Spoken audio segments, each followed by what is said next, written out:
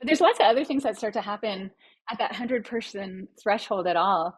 I would say, also like the technical impact of scale may start to be catching up with you.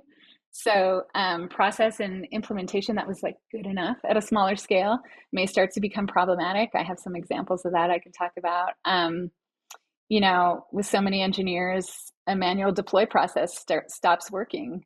And then you end up with all sorts of like terrible side effects to that, where people are writing bigger changes that are harder to code review, and then you end up having more outages. And maybe some people who originally authored the code base are no longer around, and maybe you don't have clear code ownership for some things that were written once and aren't scaling now. And so, outages start to happen. Maybe confidence is low in terms of what needs to be done to address stability.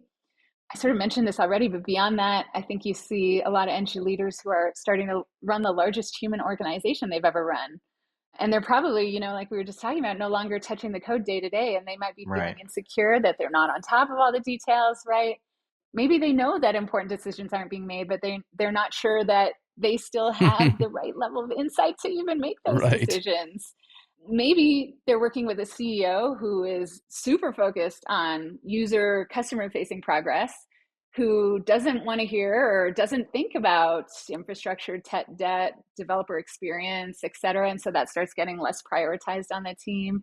Or, I've definitely talked to startups where the CEO was the one who wrote the first version of the code, and, Hmm. they're opinionated, but also, their knowledge is stale. And so it's just like super hard job for these individuals who are For trying sure. to, maintain that balancing act. And so these are all things that I think start really getting exacerbated at that 100-person scale. And the good news is there's a lot of things you can do, but it's interesting to This see sounds like a hard how problem. prevalent it is. Yeah, for sure.